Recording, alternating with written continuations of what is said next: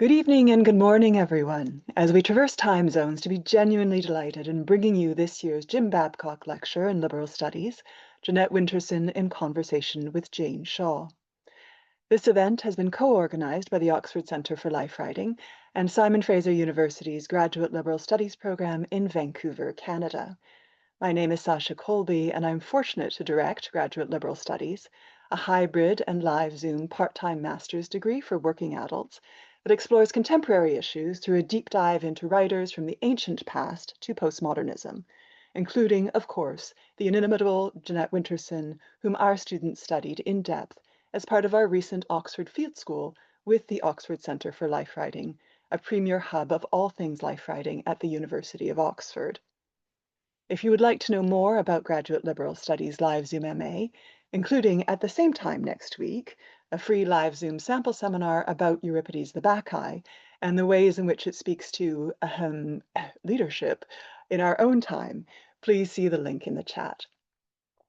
For now, let me express my gratitude to the Babcock family for the privilege of the exchange to come, and also to Illyri Watson at Occlu for the logistical magic that is our event today, and Alice Little and Charles Pigeon for facilitating and for organizing questions at the end. On that note, with a number of people joining us, we are using a tool called Slido, maybe Slido in Italian, which is a little bit more dramatic, to collect and manage your questions. To use it, you will need to join the call using the Zoom desktop app rather than a phone or internet browser. At the bottom of your Zoom window, click on Chat and make sure you are viewing the Everyone chat. You will see a link to Slido posted there. When you open the link, you'll be able to submit your questions. If you have difficulty accessing Slido, as no doubt I would, please don't worry, just stay with us and enjoy the conversation. With that technical piece out of the way, it is my great pleasure to move into our featured conversation. Professor Jeanette Winterson was born in Manchester. Her first novel, Oranges Are Not the Only Fruit, was published when she was 24. It won the 1985 Whitbread Award for a first novel, and Winterson's 1990 screen adaptation won the BAFTA Award for Best Drama. She won the 1987 John Llewellyn Rhys Prize for The Passion. Her subsequent novels explore the boundaries of physicality and imagination, gender polarities and sexual identities, and have received numerous literary awards. Frankissstein, a love story, was longlisted for the Booker Prize in 2019. Her stage adaptation of the PowerBook opened at the Royal National Theatre, London, in 2002. Winterson writes widely for major publications, has been featured on BBC Radio 4's Woman's Hour, and holds both an OBE and CBE. She is Professor of New Writing at the University of Manchester. Jeanette's most recent book, One Aladdin Two Lamps, combines life writing and her views on a range of contemporary issues with a retelling of one of world literature's oldest stories, making it particularly interesting, I think, to the communities surrounding both the Oxford Centre for Life Writing and Graduate Liberal Studies.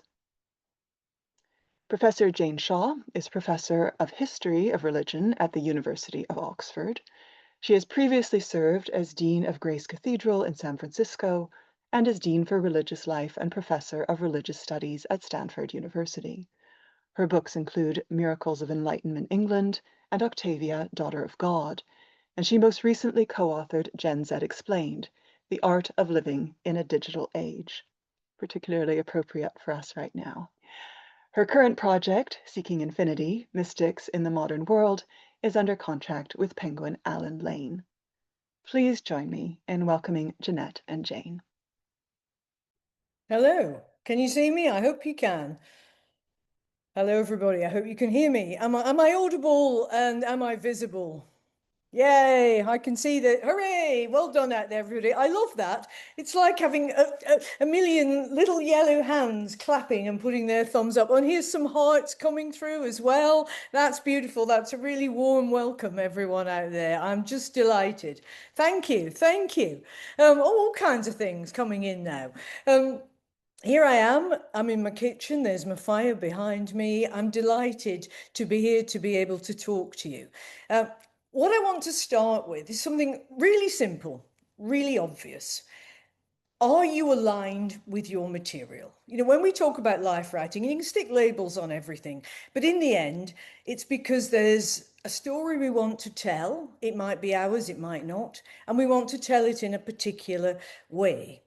And the most important question that you can ask yourself at the beginning of any project that you're going to do, right, is why do I want to tell this story? Why do I want to talk about these ideas? Why this and not something else? Why now? Why me? That's what I mean when I say you need to be aligned with your material, because it's not something you can do by just going shopping, thinking of a good idea, or discussing a research project, say, that you might do in academia. It has to be deeper than that. You're going to spend a lot of time on this, and we don't have that much time. What do we have? 800,000 hours, something like that. And there's a lot to do. So if you were going to devote and spend a significant chunk of your time here on planet Earth on any particular project, then it's worth thinking, is this the thing I want to do? And is this the shape and form in which I want to do it? And those questions, of course, you can share them with your writing group, with your friends, with your mentor, anybody you like. But really, it's a question that you will have to answer for yourself. And when we look at, say, something like, it might be a memoir, it might be an autobiography, it might be a hybrid, you know, the book I've just written, One Aladdin Two Lamps, is a hybrid. There's fiction in it, there's what you might call non-fiction in it. The labels really don't work anymore. I mean, they started coming off with modernism. It was really saying, how are we going to categorize this? And should we even bother to try? Maybe not. I'm not worried about the label. I am worried that this is the right project for you to do, that you are absolutely certain that this is the thing you want to put your energy into, and that will carry you through difficulties, through doubts, through the points where it just tumbles into a kind of awful miasma, really, of misery and difficulty, and you don't want that, right? So you've got to have some certainty that this is it and that nothing else will do and that no other way of telling it will do. You know, I always ask my own students when they come up with an idea and they say, oh, it's going to be a novel. And I say, well, why is that? And they look at me. Or sometimes they say, well, I think this is a collection of connected short stories. And I say, well, why is that? Tell me more. And what I'm really trying to do is to dig down to make sure that there is this genuine connection. First, with the subject matter itself. This is what I want to tell. This is what I want to do. I am absolutely sure. You know, it's like when you finally settle down with somebody, you know, you decide who it's going to be. You say, I've made my mind up. I'm doing this for now. I may go and do something else later. I probably will, but I'm doing this now. So I want to know that.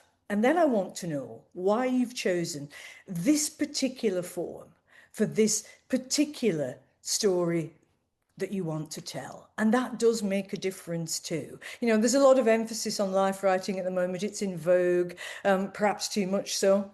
And we have to be sure that we're not using it as an easy way out, that we're not using it because we think that actually inventing a world around our central idea would be too difficult. You know, life writing's not easier in any way, shape or form. It's not harder either, but it is what it is. And it's just one choice that you might make. So really have these deep conversations, you know, before you jump in and say, yeah, I've got to do it like this. I'm going to put myself in the center of whatever it is.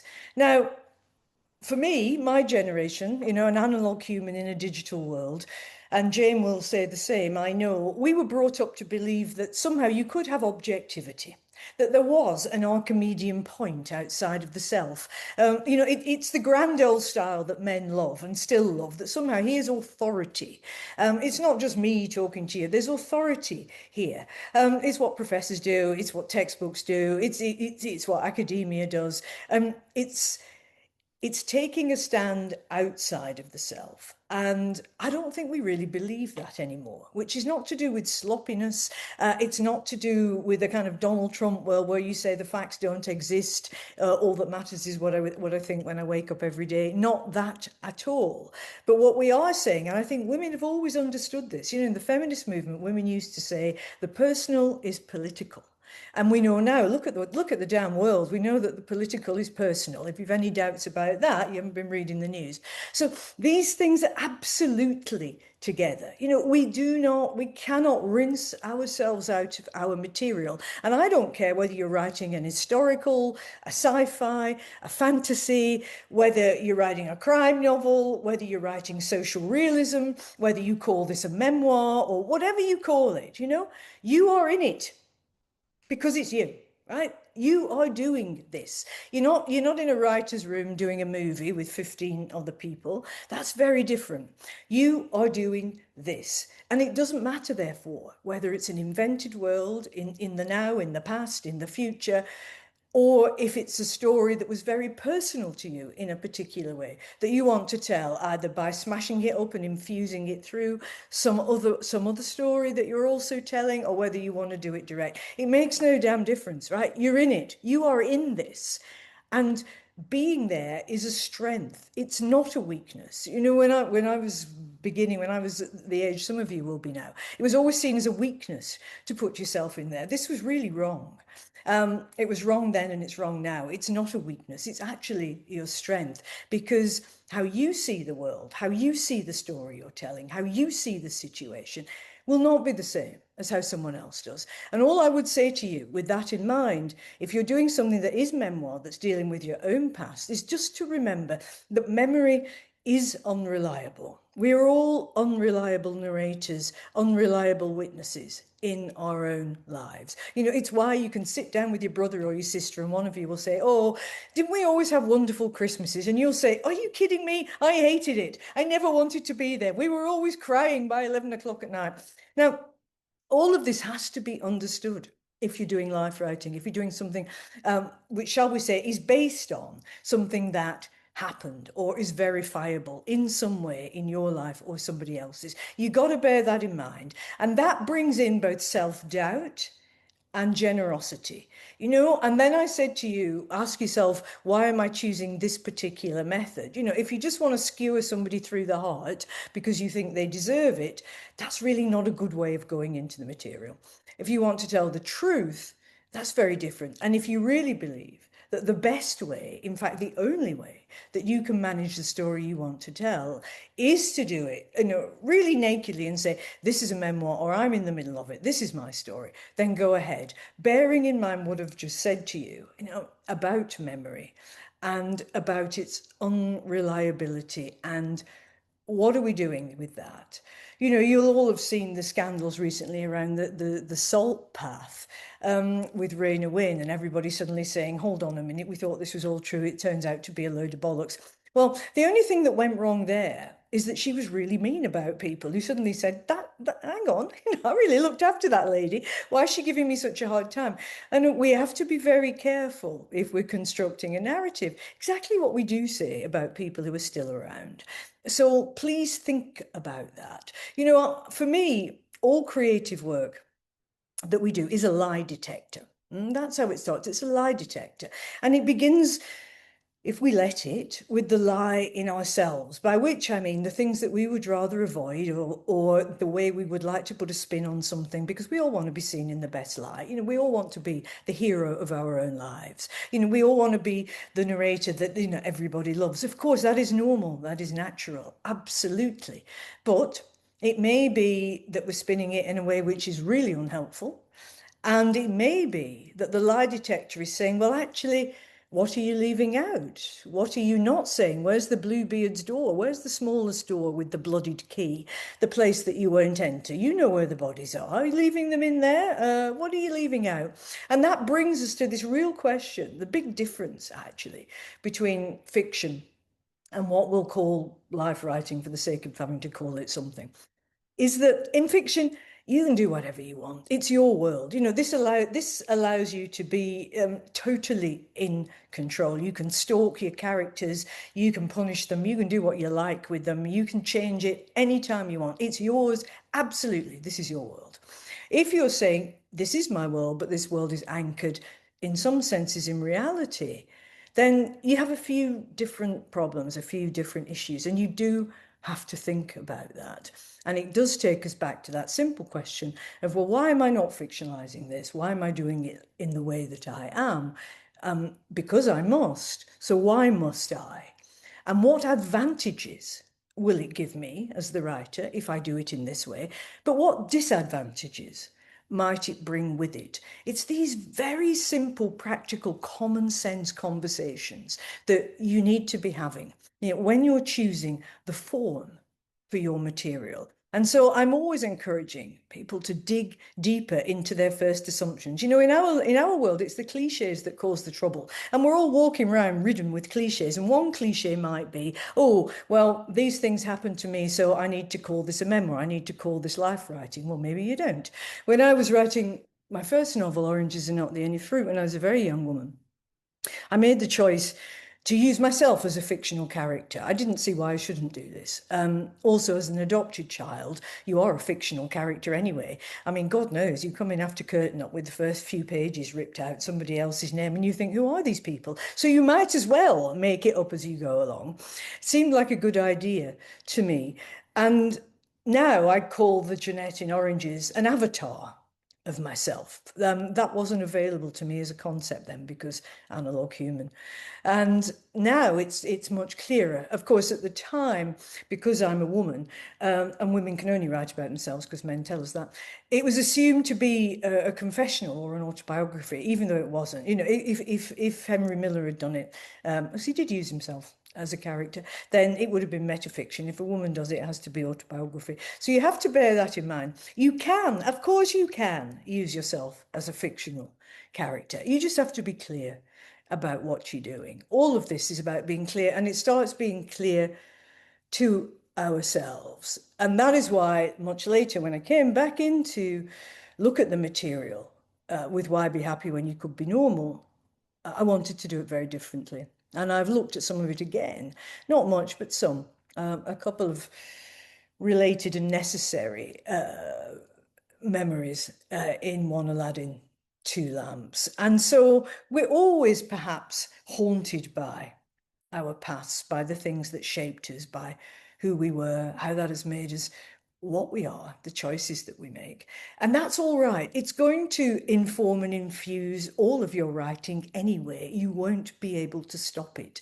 There is no less of me in my second novel, The Passion, which is set in the Napoleonic Wars, than there is in Oranges Are Not the Only Fruit.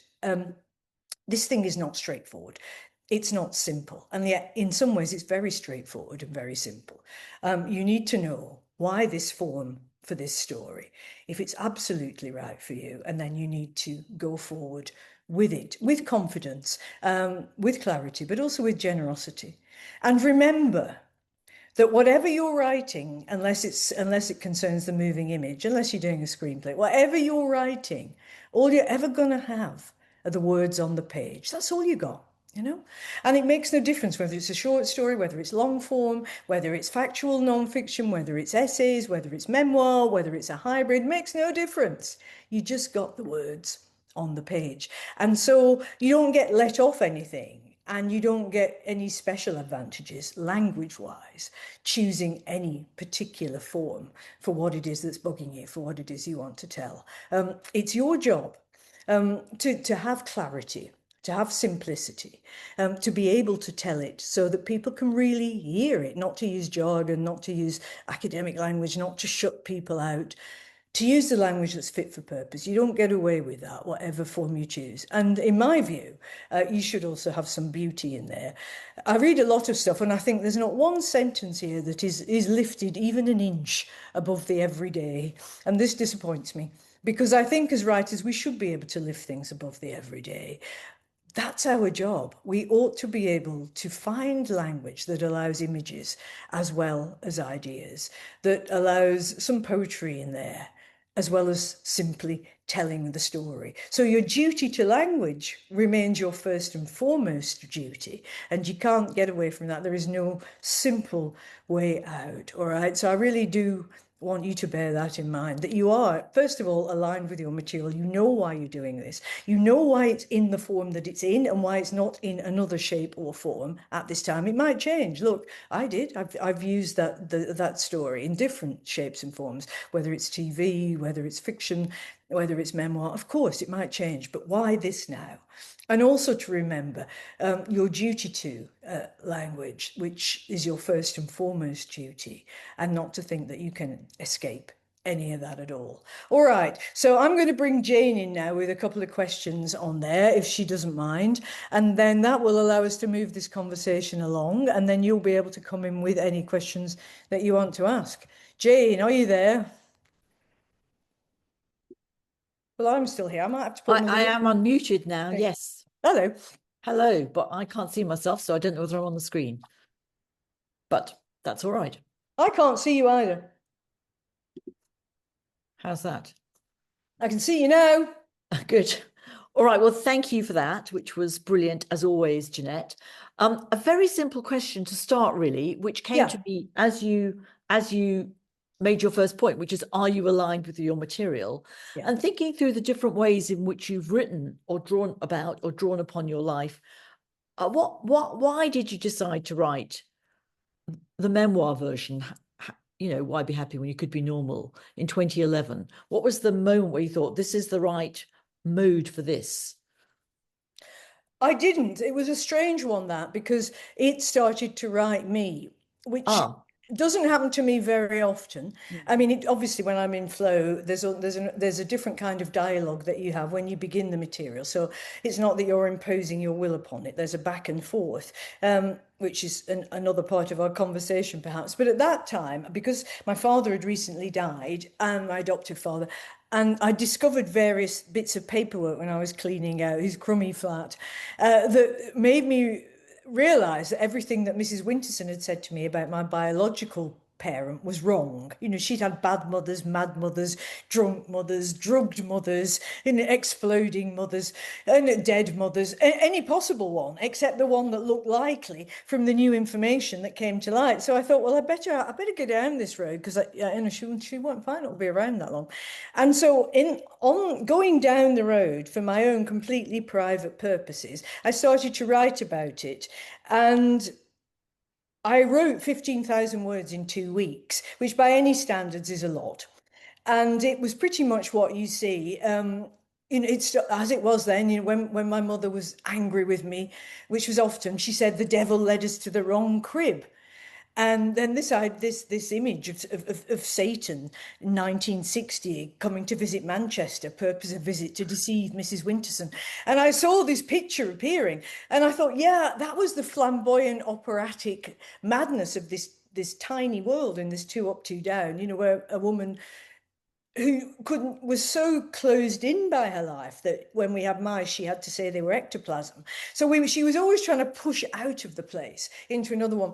And so I began to see it differently, understand it differently. At that point, I wasn't writing about the biological mother or anything. I was just going into it from a very different perspective, because I think one thing we all know is that as we get older, if there's an ounce of grace in us, then we understand our parents better, differently. Yeah. We suddenly realize that Eve, I said about her, look, she was a monster, but she was my monster. And we understand both a relationship that is real no matter what we say. And we also understand perhaps our parents as human beings with their own broken hearts, their own struggles, their own impossible lives, the hopelessness of structural inequality in the world, which presses down on people who might otherwise have had a very different life. And so I was able to see it like that. And you see, it really touches on this idea of memory in the past, which was Freud's great discovery in the sort of the 20th century, that although we can't time travel to the past in our physical bodies because we're a bounded condition, we can travel there in our minds, and that by reading the past differently, the trauma of it is released. We can be freed from the things that oppress us, often unconsciously, because suddenly we start to tell a different story. Everything is when you start to tell a different story about it. It's not that, you suddenly think, oh, this happened and I'm lying, or they're lying. No. certain things come to the fore, other things just lose their pain, their color, their heat, and we start to tell it differently. And that's what was happening. So after the 15,000 words, I showed it to my agent and I said, look, this was really meant for me. There's nothing wrong with writing stuff for you. But actually, I think it's going to have a larger purpose. And so I'm going to carry on and we'll see where we get to. And that is how it happened. So it was never designed to go out into the world, but it's one of those books that said, A, you're going to write me, and B, we are going out into the world. Great, thank you. So it strikes me, as I was rereading the brilliant new book, just want to give it a plug, One Aladdin Two Lamps, where you integrate 1001 Nights with your own life, but with also a kind of plea for the imagination that, again, you bring in parts of your own life in very interesting ways. And I think it's in this that you say that who would control the narrative of Jeanette's life? Would it be Mrs. Winterson or Jeanette? And that's in a way part of a reason why we write. It's one of the reasons why we write. It is. Oh, we are control freaks. There's no question of it. Because it is the place of absolute control. You can really control somebody without going to prison for it. It's the only place where you're absolutely free to do what you like, because you can. And of course, it's a way of controlling the narrative. And that's why, I say to people, look, if you can read yourself as a fiction as well as a fact, you've got a chance. And because that's what helped me as a young person. I thought, if I can see myself as process and as pattern, not just as a CV, as a person who is absolutely stuck and trapped in this horrible life, then maybe I can get out of it. And so that was really about looking for a language, looking for a story that could get me out of it. And I was just at a Royal Society conference just now, really about knowledge and about AI in England. We were talking about that, just about the difference between stories and lies, because what's pouring out of America now is just lies and lies and lies, and that's very difficult when you're a fiction writer. On the one hand, it's great because if we make things up for a living, we know the difference actually between what is true in the factual sense and what really isn't. And there you're looking at something which is just terrifying. But in fact, that is, lies and fiction are not the same thing. We're in an imaginative arena where, yes, we are gathering the narrative and we're finding a way out, always for yourself. Your fiction, if it's any good, will always free you a little bit in some way. It'll always teach you something you didn't know. You'll always be surprised. If you're genuinely in the dialogue with your work and not just trying to impose your will on it, then that dialogue, that back and forth, is like a friendship. It's really intimate. And if you're prepared to take the risks and not impose your will on everything, then you will start hearing it talk back to you. And yeah, there are always difficult decisions to make. Shall I put this in? If I'm leaving it out, why am I leaving it out? And listen, you can leave things out. We live in an oversharing world where people, in my view, being old-fashioned, do not leave out enough. I don't want to know. Don't tell me, it's fine. Just stay with it. But in fiction, it's a different question about what you're putting in and what you're leaving out, because you have to remember, and in life writing, you have to remember that every choice you make is absolutely yours. So it does really matter what you put in and what you leave out. And it's not automatic writing. You've done this. Nobody's doing it for you. It's not your parents, it's not your life, it's not your teacher. You've chosen what's in and you've chosen what's not. If you think about a photograph, we see what's in the frame, and we all know as we walk along the streets, we're all taking photos continually, usually of ourselves. Then we know that what's outside of that is really going on. We've just chosen to frame this particular shot. And so it is with us. But that's why you have to be so self-aware about it and not get into automatic writing and let the damn thing run on. Whenever you feel there's some resistance, some pushback, that's the moment where you say, hey, what's going on here? Let me just take a look at this, because something's trying to get through. And I cannot value enough, cannot recommend enough that you have those dialogues with yourself. That's great advice, the pushback moment. That's brilliant. Yeah, you'll feel it. I mean, people don't. They try and ride roughshod over it, and you can. But if you get sensitive, and if you're really in this humbly, and I do mean that, I mean, you're trying to find out what's going on as much as anything. I mean, I don't even number my pages till the end, because if I do, my executive function comes in too early, and I've already got a straight line building, and I'm thinking, no, no. So from the beginning, I've never bothered. I've always just let the thing go. And it means also that if I'm stuck one day in a particular place, I don't have to panic. I can just move to where my energy is still flowing. And who knows, it may even join up where I've just left it. So don't let your executive mind get in there too early, unless you need to. Look, if it's journalism or a travelogue or some shit like that, it may be different. But you don't have to do it that way. Yeah, I mean, and don't be too fixed on it, because I mean, No. I'm just having this experience of writing this book, and I suddenly had an inspiration the other day that I think the second half is really the first half, and I thought, oh, I've got to watch it. You just got to do it. So you got to go. You've got to go it when you get those moments. Exactly. No, that's exactly right. And sometimes when you flip things about like that, it's not right. And you think, actually, I'm glad I've explored this, but no, or it's not completely right. But the one thing that I think that people working now have to be a bit careful of is the seduction of cut and paste and drag and drop, because you can move things around, and it might not be the right thing to do. It's very easy. So I would always say, any moment you do that, make sure you've got the previous iteration, and even perhaps print it off at that point and just leave it. Just leave it for a few days and go away and come back and have a read, and then let it speak to you again. There's no rush, because that's the other thing about this, again, being in total control. It's up to you. And when you start out in life writing, nobody gives a damn whether you finish the thing or you don't. So you've got time to get on with this. Nobody's breathing down your neck, and you've got time to have those pauses and say, oh, I'm a new writer, something's happening here, I don't know what it is, I need to find out. At that moment, take a pause. So in Aladdin, one Aladdin, Two Lamps, you say, I can change the story because I am the story. Yeah, it's a bit like a L'Oreal advert, isn't it? Because I'm worth it. And it's always a bit of a worry in a kind of me first world, but it does underneath the advertising. The problem is I was brought up in an evangelical household, so I'm always going to do T-shirt slogans, right?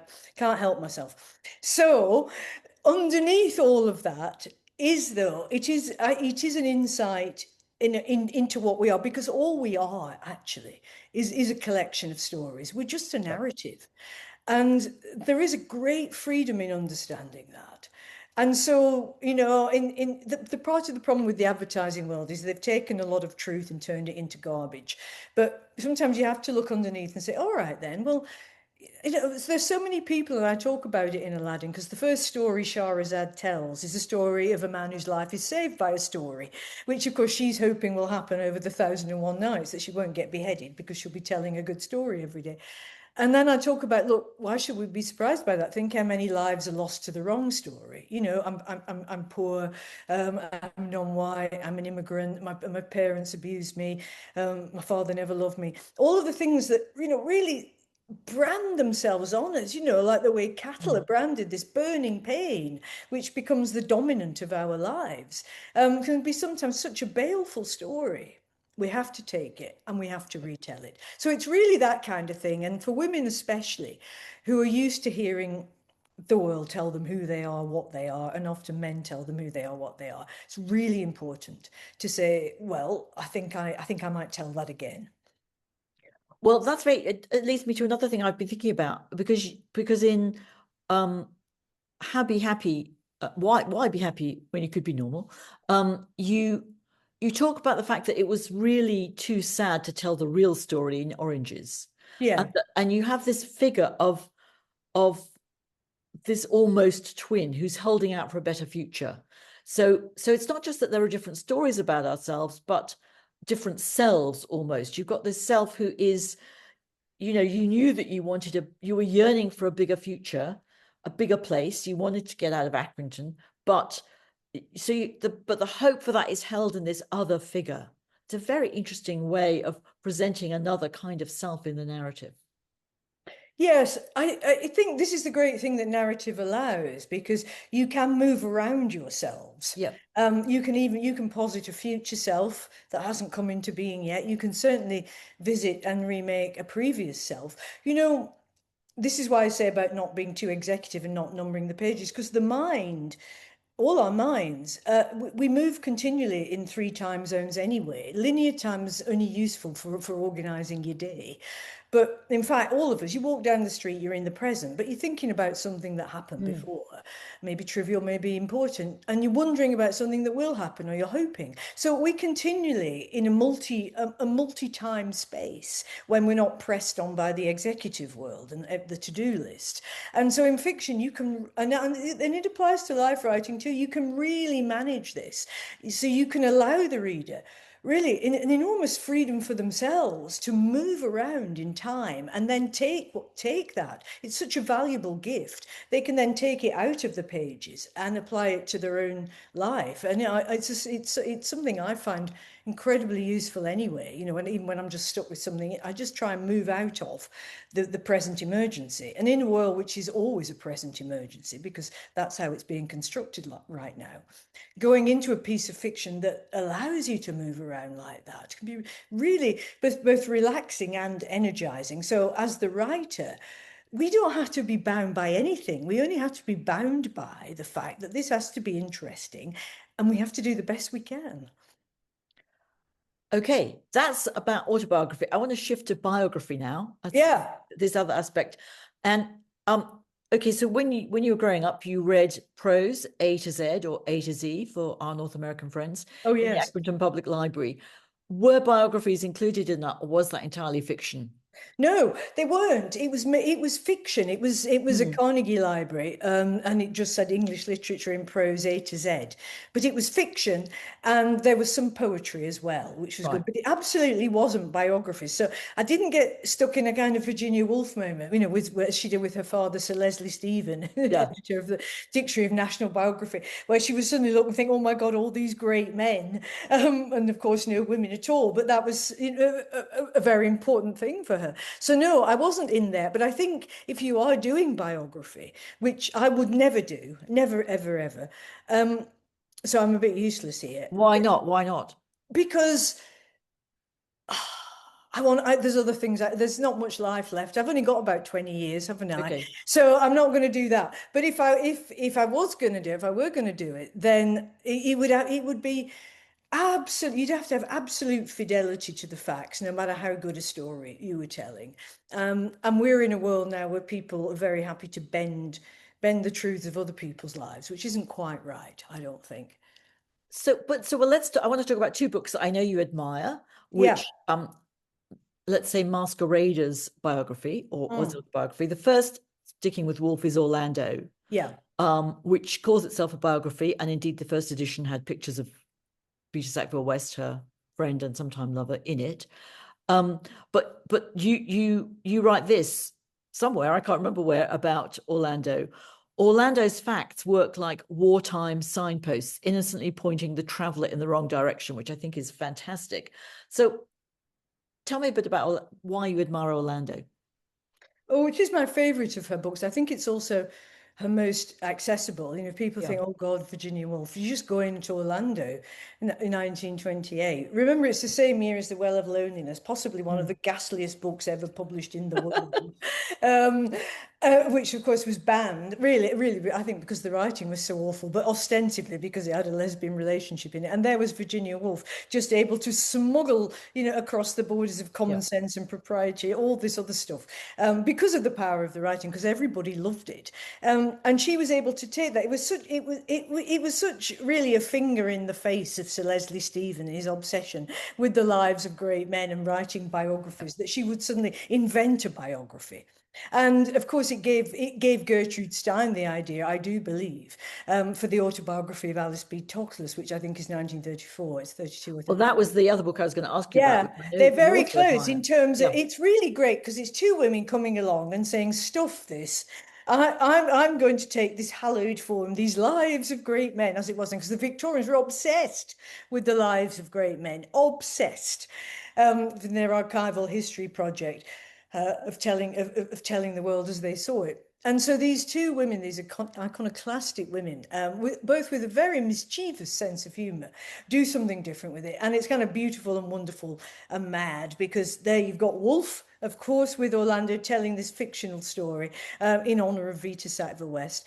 And I would advise anyone to read it. Look, it's the first trans novel because Orlando changes sex early on. He begins as a young nobleman, the reign of Elizabeth I, and then he changes sex in a mysterious process. And thereafter is a female with all that entails, loss of property, endless lawsuits. People do go on deriding his prose, which they also did when he was a man, so that's quite funny as well, because he's written a terrible poem called The Oak Tree, which sort of never stops. So she was also, I mean, that was a dig at Vita Sackville West, whose writing she thought was pretty bad, even though she loved her. So on this went, but it went on with such exuberance, and Woolf said that she wrote it at the top of her speed. That's what's in the diary.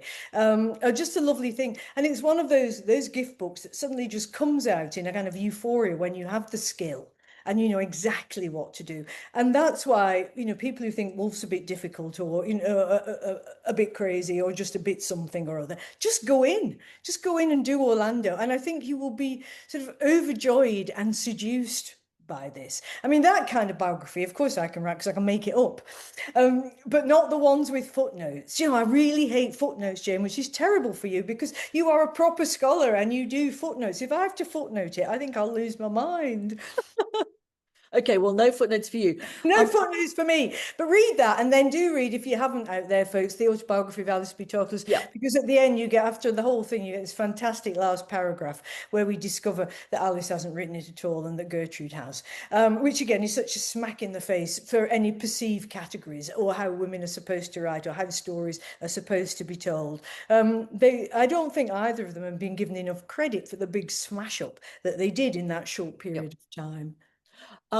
And again, like Woolf becoming accessible through Orlando, I think Stein becomes much more accessible through the autobiography of Alice B. Toklas. Oh God, yeah, the rest is just hugely terrible. well known. Oh, yeah. I mean, you can't read it because she was trying to do with language what Picasso was doing with painting as she understood it. But of course, language does have to make sense.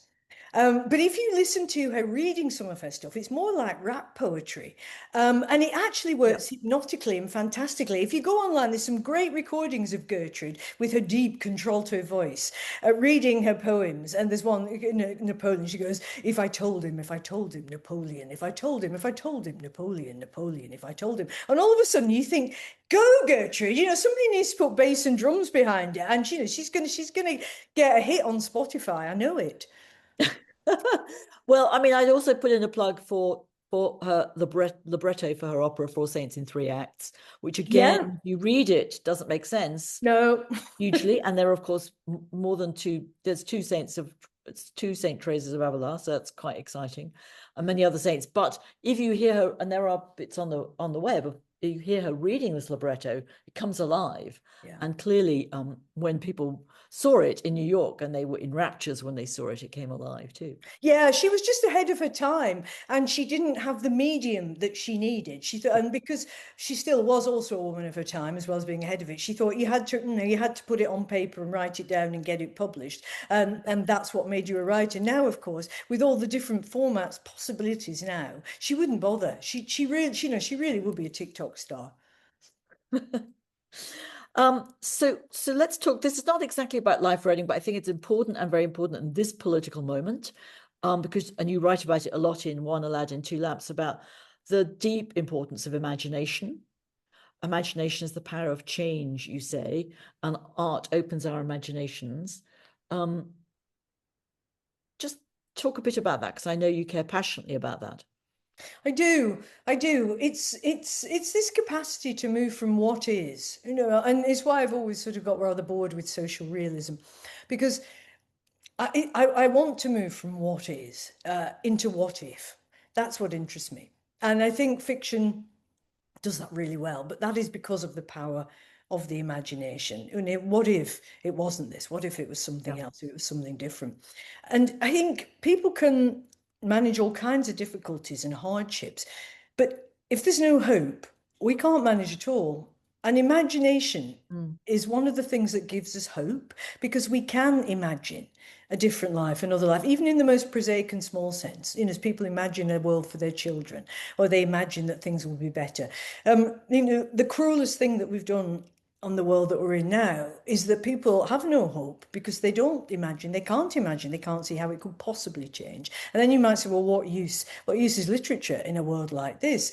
And I would say it is exactly the antidote that we need to remind ourselves that humans have always been creative. It doesn't matter whether it's a written word. You know, the moment somebody shoves that stick in the fire and then paints a bison on the cave wall, you've moved to a symbolic reality. You've moved away from just blood and bone, just staying alive. You've moved into something which says, no, I'm more than this.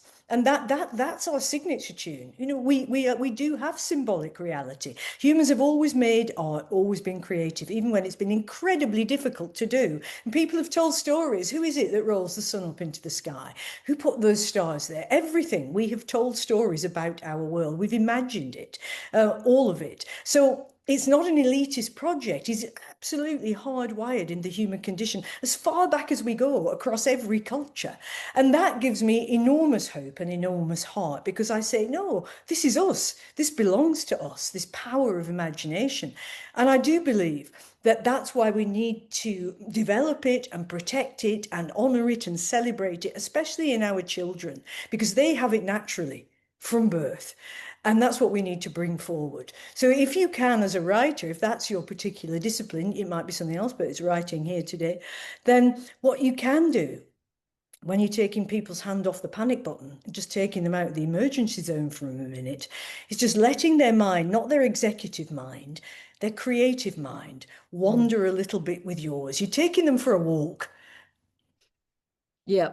And it does relate to life writing, especially memoir life writing, because if you're reading yourself as a fiction as well as a fact, it keeps the narrative open, but you need imagination to keep that narrative open, right? You really do. And, you know, there's a nice story that I tell in One Aladdin about Madame Bovary, published in 1856. And Madame Bovary, as you know, Madame Bovary does not end well for Madame Bovary. Oh. But the women who read it, a new disease appeared in France as certified by doctors, Bovaryism, which only applied to the middle-class women who'd read Madame Bovary because they suddenly realised that they weren't sex-starved or sex-crazed or deranged or mad or a bad woman or an unfaithful woman or a dreadful woman. They were just a woman who was being systematically oppressed by the system. And so they started to rise up against their husbands and complain and say, I'm going to get divorced. I'm going to take a lover. It's not me. Look, I've read Madame Bovary. So there's a way in which literature can just go in there and show people, you know, when they think, oh, it's just me and I'm just in my life, can really show you that you are not just there and just in your life, but can open you to other possibilities. So I think we're going to turn to some questions from the audience in a moment. I just need to go and get some water, audience, because it's freezing here. So I built my fire up, and now, of course, it's like being a medieval martyr. I'll be back in a minute. Well, I have one last question when you get back, if needed. Oh, I won't be a minute. Yeah.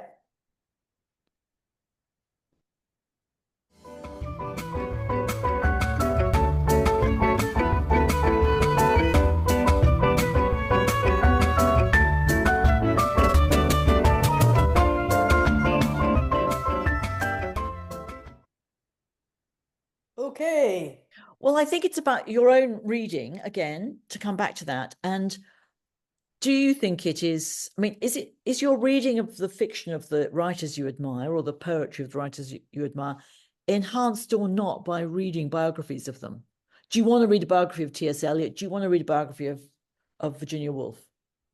I have done, of course, Yeah. because I wanted to know about the lives of those people. Yes. So it is. But I think it's the same way I feel when I go into galleries. You know, I don't want it's the world we're in. I don't want everything to be explained with biography and biology. This is their life, were they male or female? Because the imagination isn't actually explained by biography and biology. There's more to it than that. It's a mysterious thing. It's almost like an emergent property, which isn't explained by people's circumstances. And so, you know, when you go into an art gallery these days, you just first of all, they just wrap the headphones around your head, and then you have to listen to all this shit, and then there's all this stuff next to every painting, and all you ever do is read the stuff next to the picture and listen to the shit on the headphones, and you don't actually look at the paintings, which is what you've gone to do.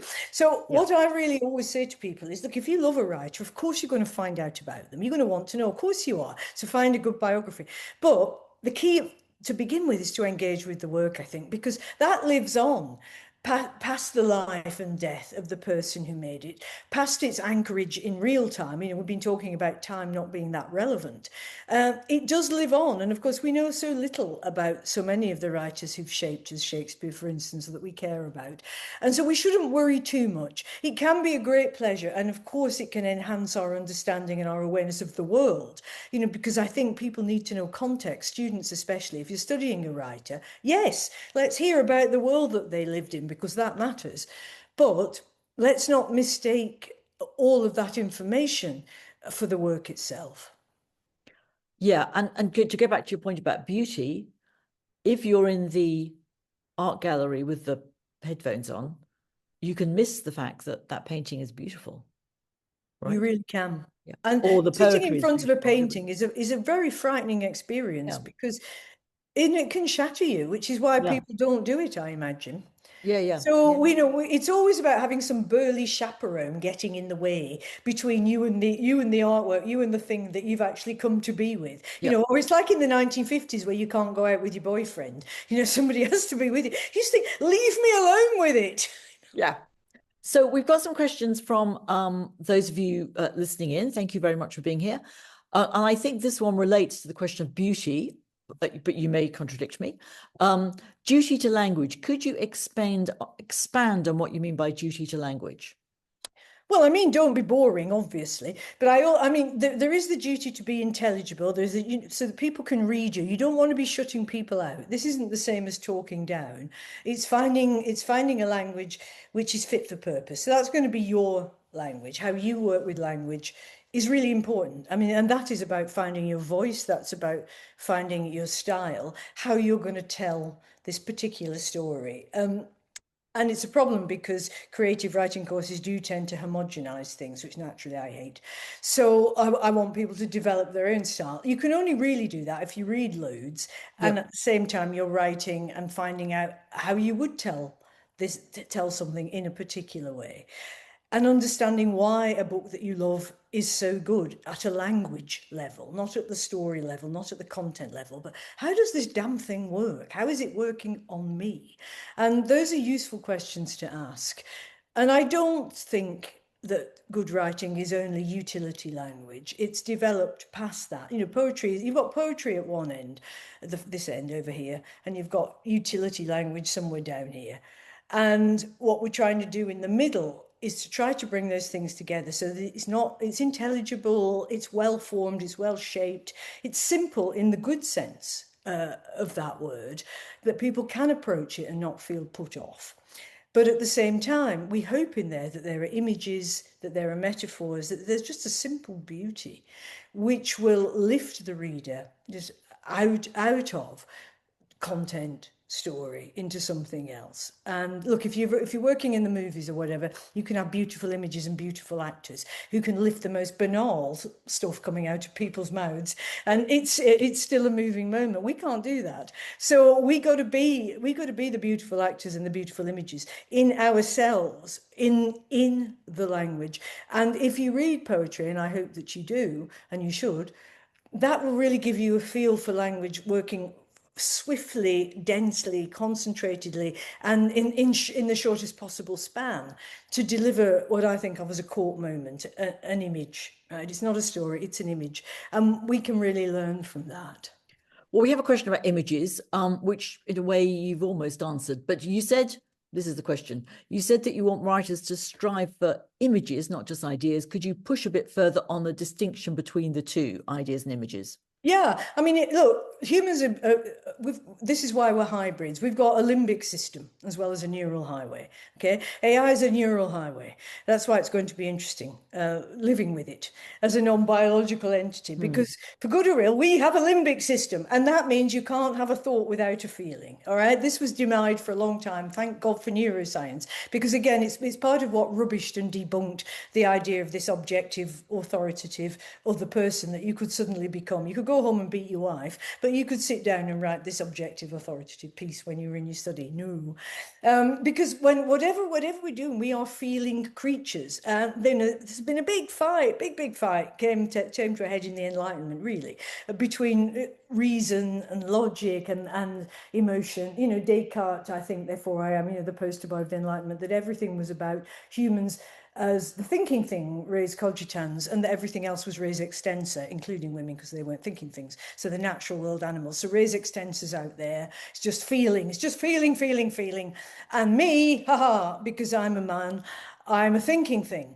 And that was really the poster T-shirt for the Enlightenment, isn't it? I think therefore I am is fantastic. And you just think, dude, I feel so sorry for you. When you were saying to yourself, what can I really know, and applying radical doubt, isn't it heartbreaking that he couldn't say, I know that Susan loves me, or I really love Susan. And so all of that side was missed out completely and forgotten. And nobody seems to have been upset by this except me recently. Well, I don't know. I think some people have thought about the way Yeah. Enlightenment produces an emphasis on sentiment, actually. Yes, it is. It is. And you've got to bring the feeling back in. Yeah. No, I just mean why everybody's been so mesmerized by that single phrase instead of what it leaves out, which is just, you know, a whole universe. So what we're doing, of course, we want ideas. You know, the great thing is to have this extraordinary mind, the success story of the universe as far as we can see. Yes, we want reason, we want logic.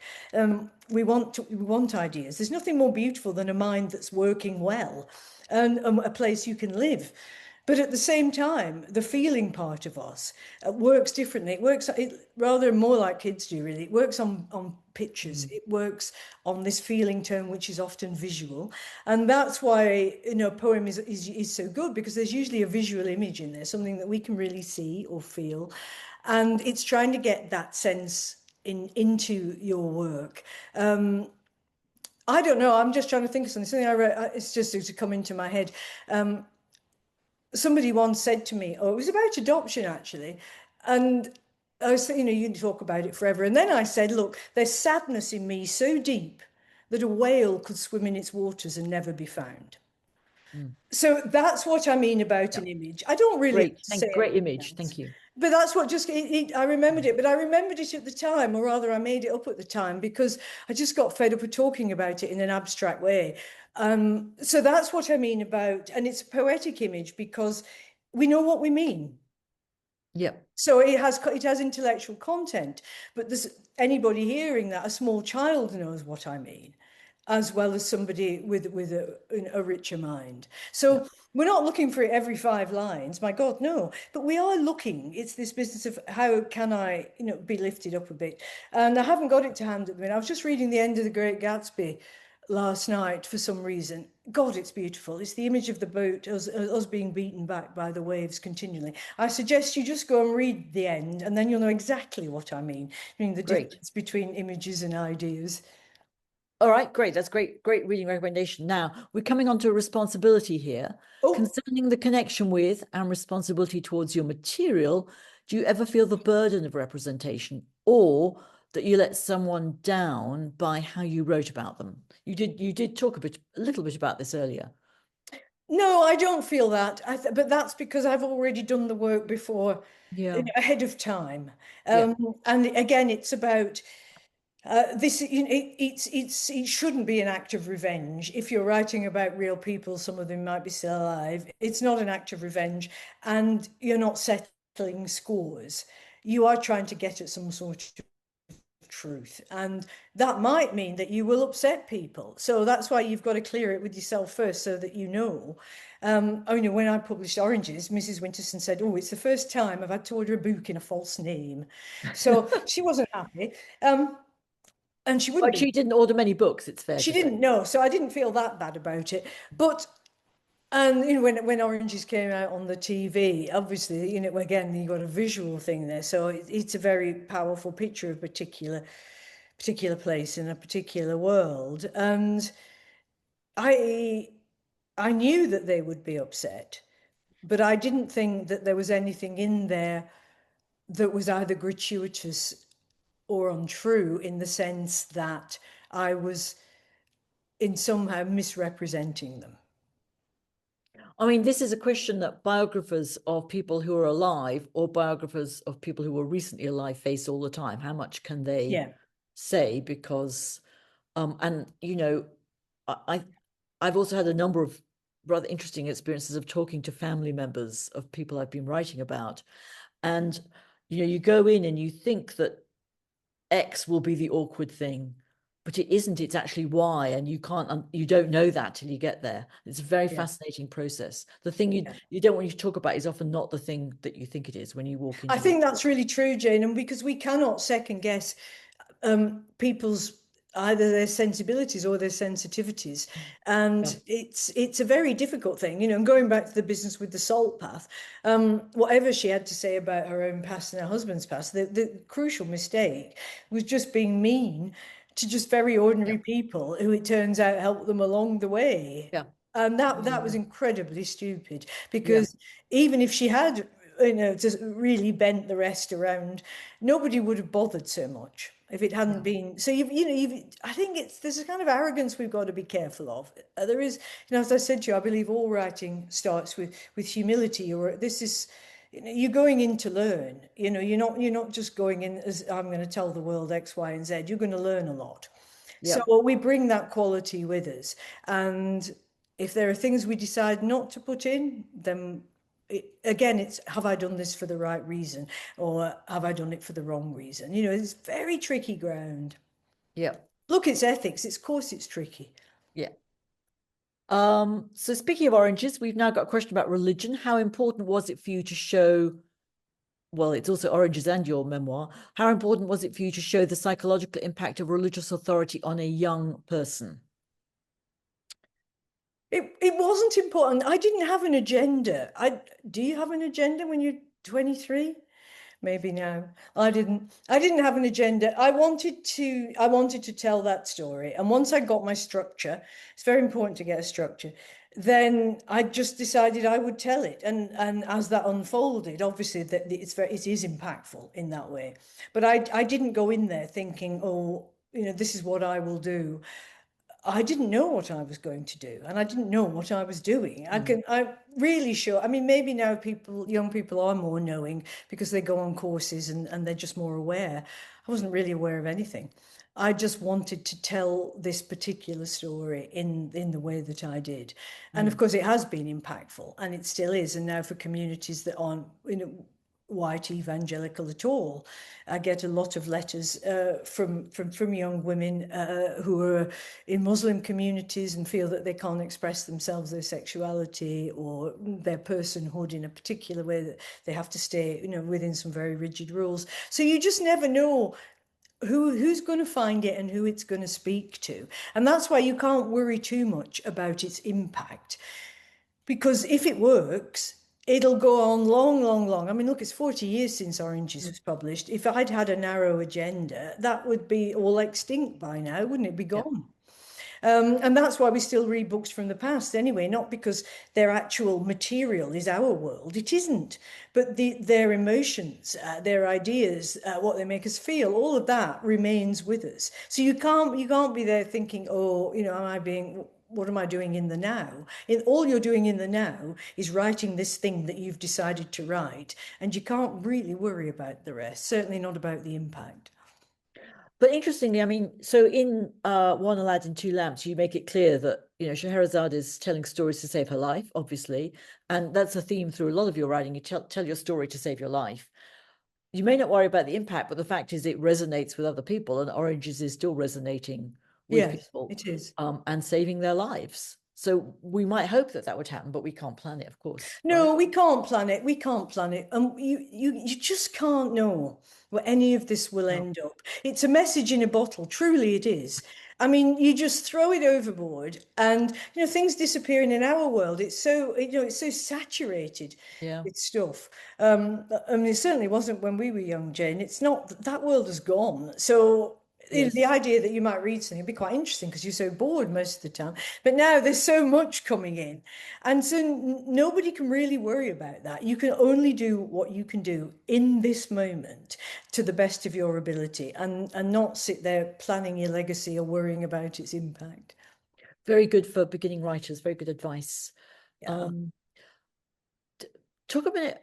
We'll come back to the questions, but you've in a way just led me to think a little bit about reading in this moment and why it's important to read carefully and slowly in the midst of ultimate and endless scrolling.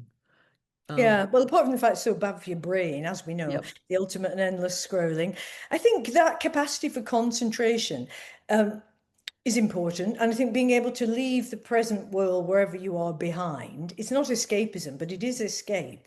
You just need to carve out a bit of time in your world to go somewhere else. And I think it's genuinely relieving and invigorating. It both calms you down and perks you up. That you just make this space for something that you want to do. And if, people say, I've got no time to read, it's absolute rubbish. And when they work out how much time they spend on crap during the day, it's just a choice. And it's important, I think, to say, yeah, this matters. It may disappear, but it really matters. And you would benefit from it. There's a very curious phenomenon now, which I really can't get my head around, which is that until very recently, all writers were readers, and now they're not. Gosh, I hadn't thought about that. That's a bit depressing. It's terrifying. It's terrifying, and it's it doesn't matter so much if you're just doing small content soundbitey stuff, Yeah. especially if you've got visuals going with it. But it really matters if you're trying to do anything that's long form, because you simply don't know how to structure it or how to manage it, because you yourself have never been able to read anything that is long form. You can barely manage a short story. And I am seeing some of this creeping through already. And that's why people use AI to try and pad it out and get them along and all the rest of it. And although I have no difficulty, no problem, and no objection to AI writing anything, it can go on and do its own thing. I do have a problem with people who say they want to write actually not writing. Yeah, that is a problem. I agree. Yeah. And why go on a writing course if you don't want to write? You're just going to, or go to, do it anyway. Well, we could go on about that for a long time. We could go on about that. That's No, but too it's older strange. people. It's moving quickly again, this. So maybe it'll end up in some glorious place that I cannot yet foresee. Yeah. Okay, another question from the people attending. Why this form? Forms come and go in fashion. What form at the moment do you think people get stuck in? What, to your mind, are some of the most overdone, default shapes? No, I Very don't think hopeful. forms. I don't think Picking me up forms there. come and go. I mean, the novel is really a late 18th, 19th century construct. It's very useful because it's such a big space where you can do pretty much whatever you like in there. I mean, what are you doing really? You're telling some kind of a story about some people in some place in some time. That's pretty straightforward, and it's exactly the format, not the form that movies have borrowed since their inception. Here's a story with a beginning and a middle and an end, and now we're going to tell it to you. So we're always going to do that. But as discussed, we don't actually work with beginnings, middles, and ends, and it's why slumping down on your sofa watching a movie, even a great one, will not give you the same mental stimulus as reading a piece of fiction, because there's something very odd about reading fiction, because you're not in that linear time. You're not having to follow it frame by frame, scene by scene. And when you do stop and put it down because you have to go to bed or do something else, it works on you very weird. It's carrying on, and you're actually having a dialogue with it, although you don't know it. So that then when you come back, you're already in a different place with it. So it's much more like a conversation with an amazing friend than watching a movie is.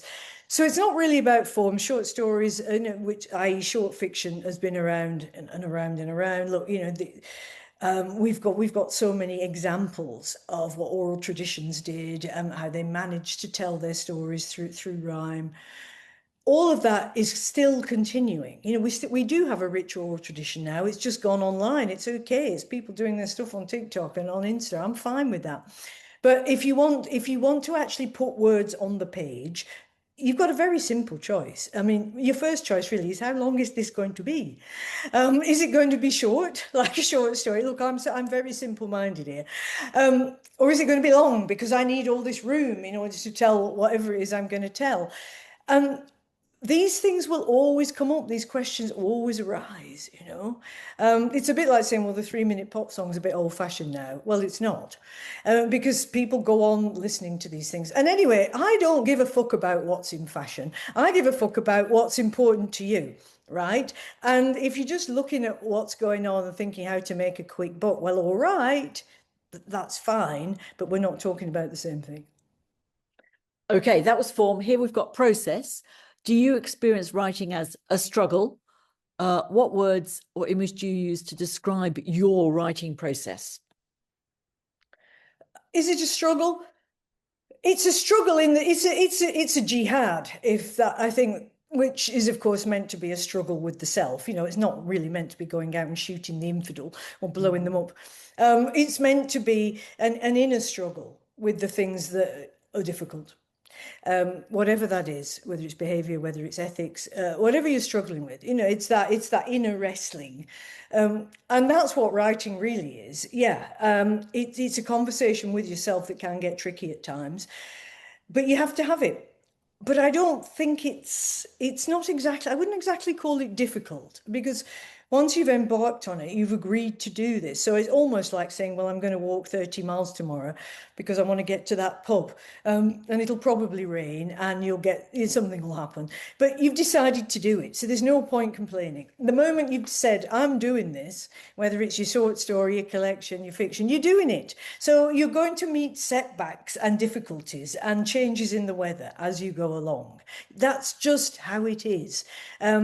And so it's not even the nature of the thing. It's the nature of anything that you decide to do that has complexity in it. Graduate students often ask me, you know, what advice do I have for writing? And my main advice is sit on your bum and write. Because you keep talking about the fact you're writing, but you don't actually ever write anything. It's a problem, which seems very simple-minded, but there is a kind of, do you have a sort of daily practice where you think, I just have to do that before I have my second cup of coffee, or do you just write when the moment takes you?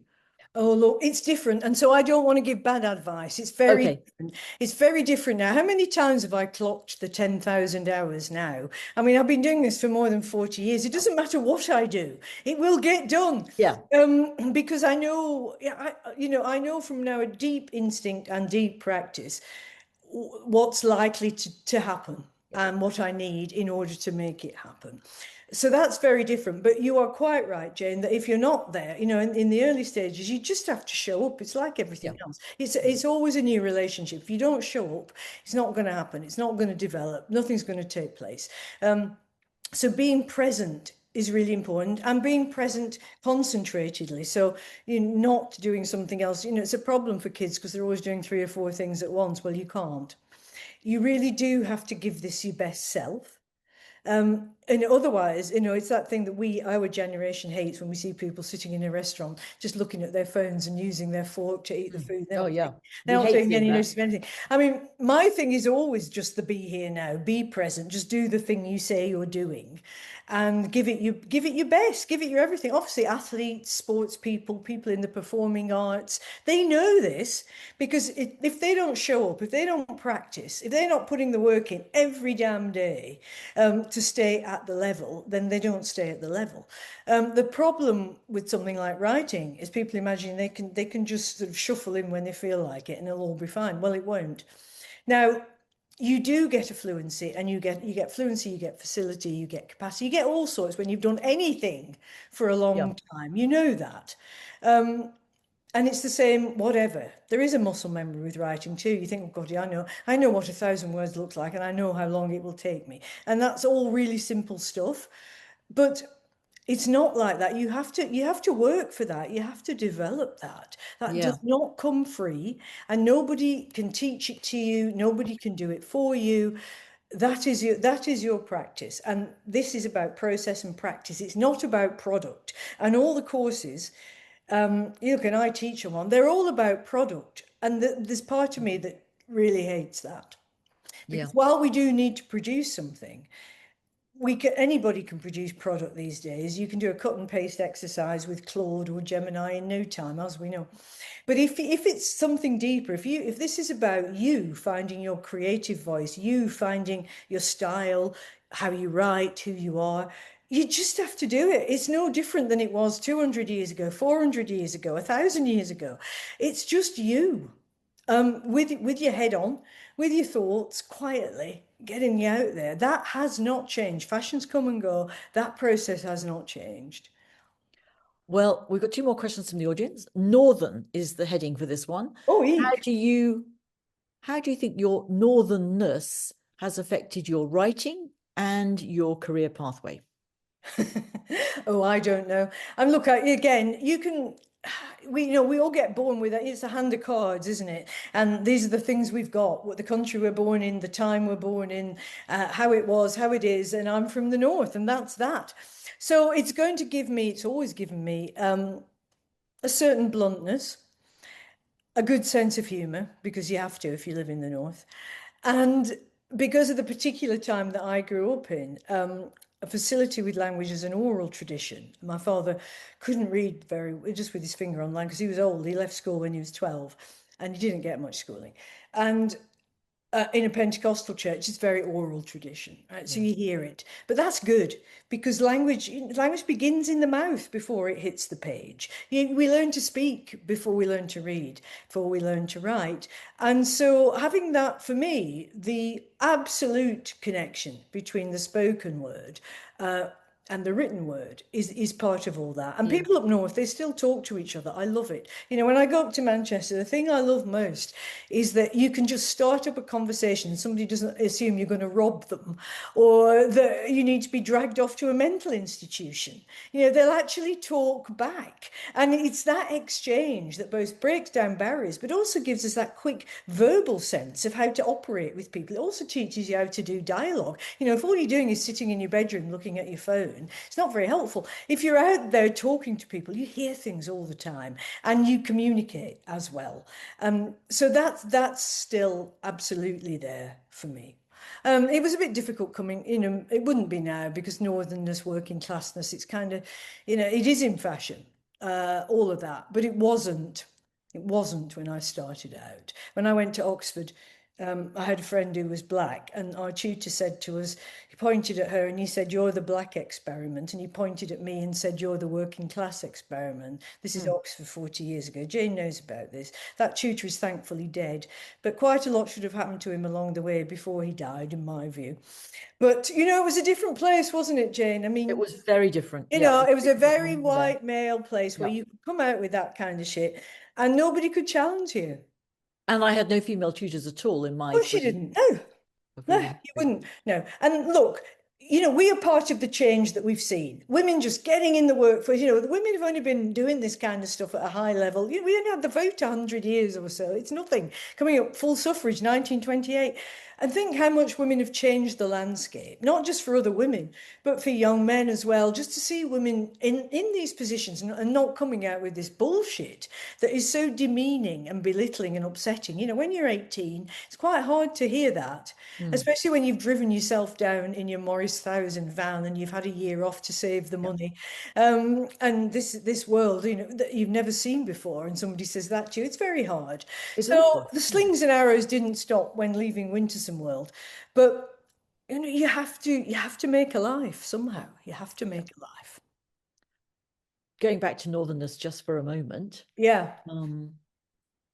I grew up in the south, but I had parents from the north, as you know, and so my childhood holidays were all in Yorkshire and Lancashire, and it was involved in me as a small child listening with fascination to my aunts and cousins, or older cousins, my parents' cousins, just telling stories. And they had this amazing capacity, which you have too, for just getting that story that entirely encapsulates everything.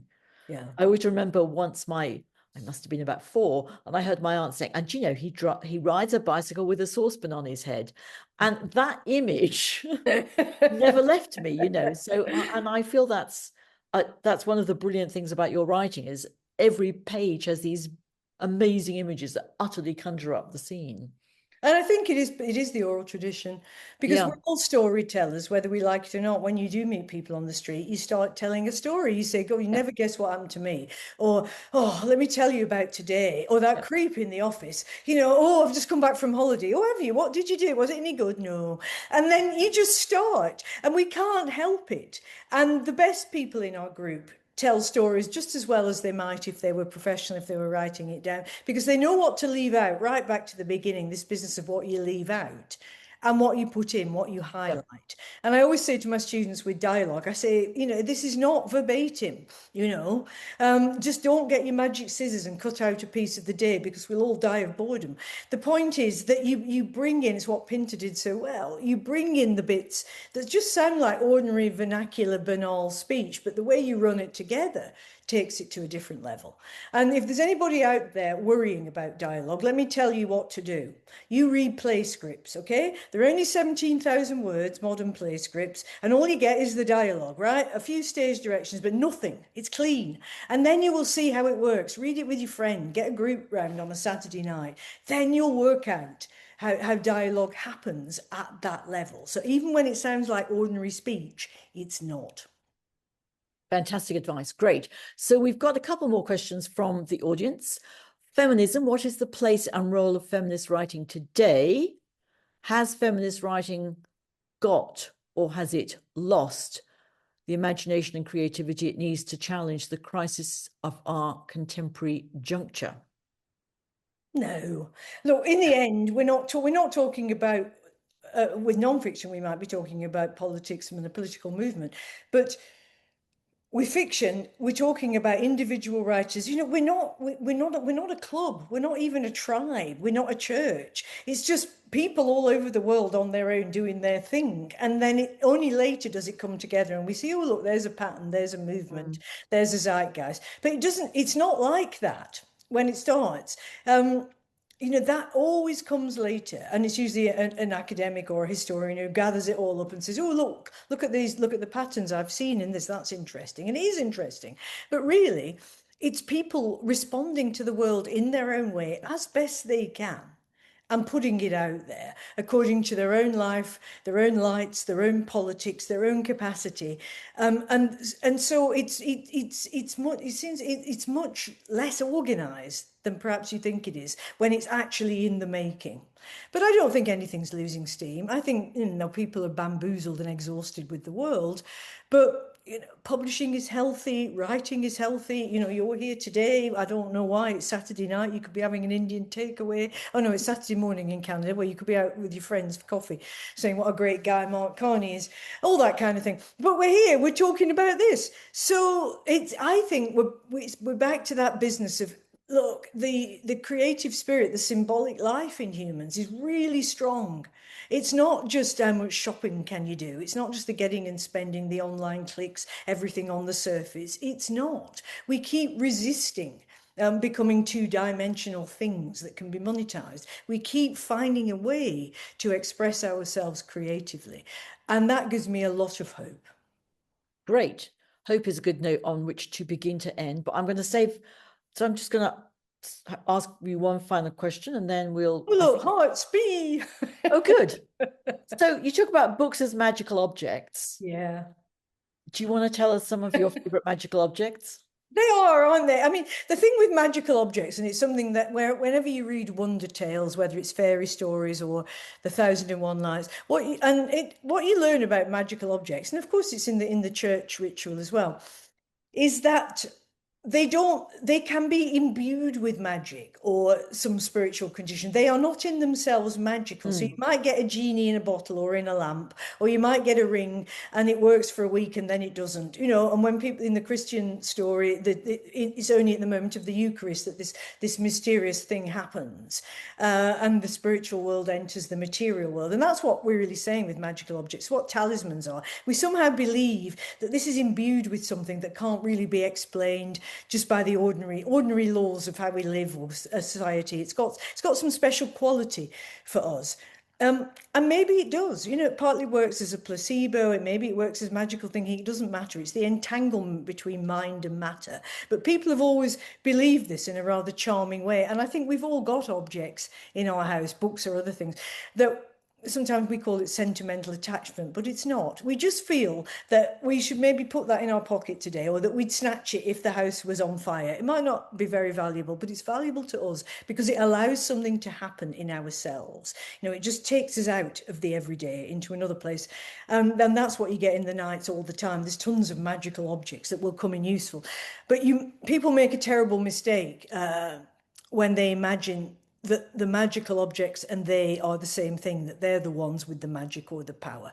It's the moment when you forget that you're not the window, you're just, that you're not the light, you're just the window that the light comes through. You must never, ever confuse yourself. And I say this to you as a writer, if you have success, never, ever imagine that you are the light.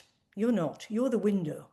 And the light will come through, and it's your job to keep that window clean. And the people who go crazy, who get drunk, who suffer, who go mad or become megalomania, they confuse themselves. They think that this power is somehow theirs to own and to claim. And any story about magical objects will tell you that this is a very bad idea indeed.